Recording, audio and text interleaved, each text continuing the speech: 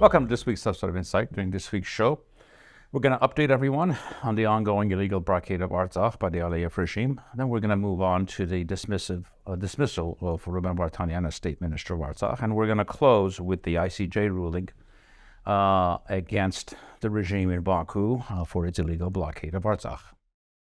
Let's move on to the most important topic of the day, which is the illegal blockade of Artsakh and what updates there are there.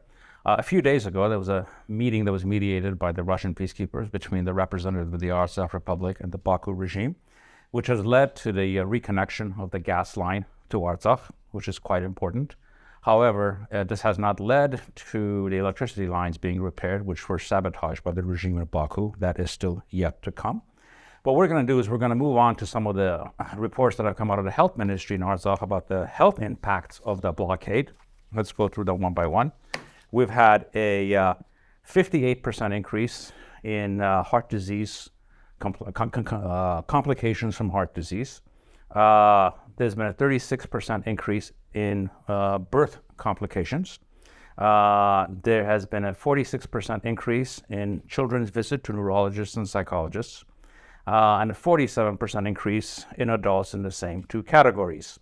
And lastly, and most importantly, the medical issues caused by lack of proper nutrition have increased by 25%. There's been 1,000 comments made by many different people in regards to this continuing and inhumane illegal blockade. And there's one thing that I read recently that really struck with me. It's from the deputy director of the French magazine newspaper Le Figaro, from Jean-Christophe Visson. And this is what he said, in quotes, For 80 days, 120,000 Armenian civilians of Artsakh have been living under an inhumane blockade imposed by Azerbaijan. They lack everything but courage, exactly the opposite of the heads of large states who have everything but the courage to intervene. And what this brings this to me is, every week we do this update of the situation, and it almost has become normalized. And we need to always go back to how absurd this situation is.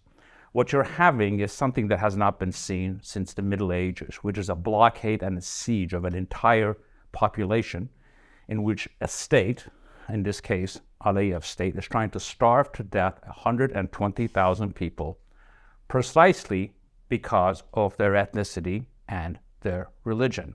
And that is going on in Europe today in the 21st century. We should never lose sight of this fact while we're talking about these issues as if they are some kind of a normal situation. Now we're going to move on to the second topic of the week, which is Armenia's victory in the International Court of Justice, what I will call it the ICJ ruling. Just for people who don't know, ICJ is actually the highest court in the United Nations, and technically it's actually the highest court in the world.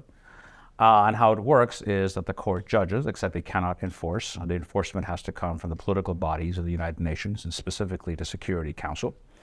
First and foremost, most importantly, it ordered the immediate opening of the Lachin corridor, which has been closed by the regime of Baku, and more importantly, actually blamed the regime in Baku for closing it and held them responsible. Secondly, it quickly dismissed the counter-suit that was brought in by the Aliyev regime in regards to the landmines issue, because the regime has been claiming that this road is being used to transport landmines, and they essentially threw it out very, without giving it any consideration. And why is this important? Is because this was essentially the only counter-argument that they had for the justification of closing this road. On a negative ledger, it refused to rule against Azerbaijan in its cutoff of gas and electricity, citing lack of evidence, because obviously these areas are controlled by Azerbaijan. It was very hard to provide them with exact evidence that they're responsible for it. But overall, when you look at this, this was a rousing victory for Artsakh and Armenia, and a humongous defeat for the Aliyev regime. This was followed up by statements by the EU, United States, and other countries demanding the Baku regime to open up the road and actually, telling them that they actually need to comply with this ruling. The reaction from Baku has been absurd as usual. They've talked about the influence of the Armenian lobby, the fact that one of the judges is Armenian, and the opposition actually has used this as an excuse to attack the regime, and not for its closure, but for the failure in winning this case, which tells you about where they're coming from. Now, let's go over why this is important. This is frankly not just a legal victory, but it's also a political one. In real terms, it means that once this road opens, it's going to become much harder to close, since the ruling will stand. And if they close it again, you can essentially try to go back to the Security Council and have them be forced to open it again. As far as the credit, I think the credit goes to the very high quality of our legal team, who was against some of the best legal minds that the regime could buy from Europe, and they won a rousing victory. And I think we're going to credit them. And the leader of the group is Eric Hacopian, who I would say at this point has really created a center of excellence in this country in the legal team that he's put together.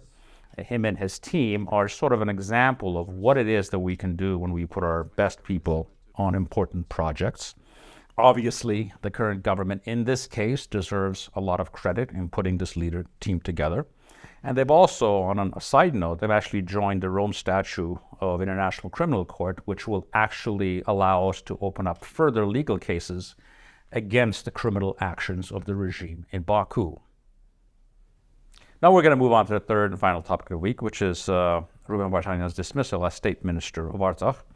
This was a statement that was released by Eric Hacopian, the president of Artsakh, in which he said some many complimentary things about Mr. Vardanyan, but, essentially said we need to move on in so many words without really explaining why.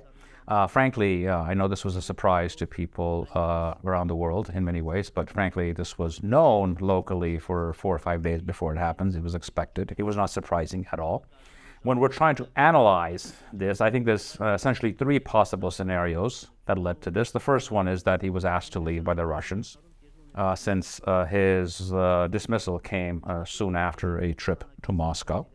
The second most likely possibility is that this was part of an internal power struggle in which he was stepping on too many toes in Artsakh among the old political clans that have controlled the area and have financial interests that were being challenged or sidelined by Mr. Vardanyan.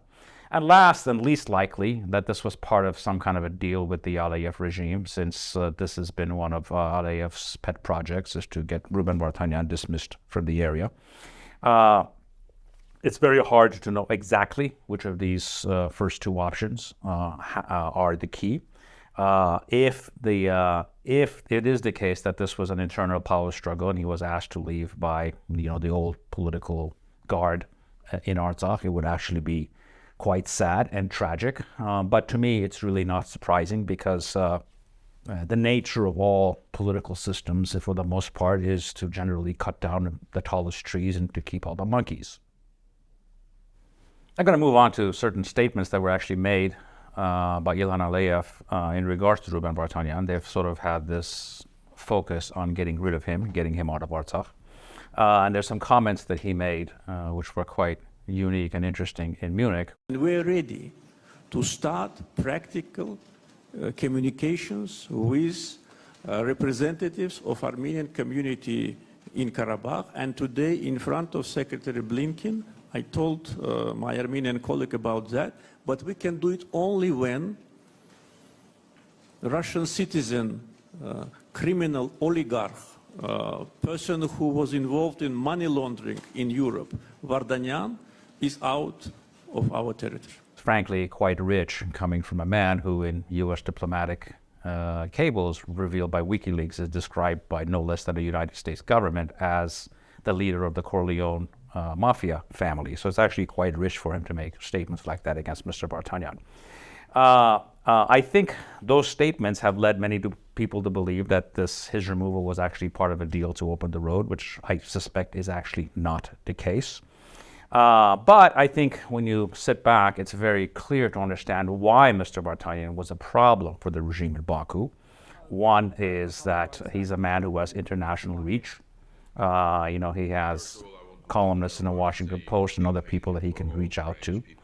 From the celebrity world to the political world, this is a man who had a far better connection to the world than any person that's ever been a leader in Artsakh. And he obviously has the ability to communicate in proper English, which most of the leadership in Artsakh has never been able to do. So he can actually tell a story about the place that is far more affirmative and far more strong than any of the other previous governments or the current one right now running Artsakh. In close, what's actually fascinating to me is Aliyev's very specific hatred of this man. And I think it's actually it's very telling about him because he despises self-made men. And whether that's Nikol Pashinyan, whether it's Ruben Vardanyan, essentially anyone who wasn't gifted their position or their money or their power by their dad or by their family connections. I think he's quite insecure about that. And it tells you a lot about him because I think at the end of the day, he understands that if his last name was something else and his father was somebody else, he was probably some provincial teacher in Nakhchivan or some other god-awful place like that. Thank you for joining me in this week's episode of Insights. You want answers! I want the truth! You can't handle the truth!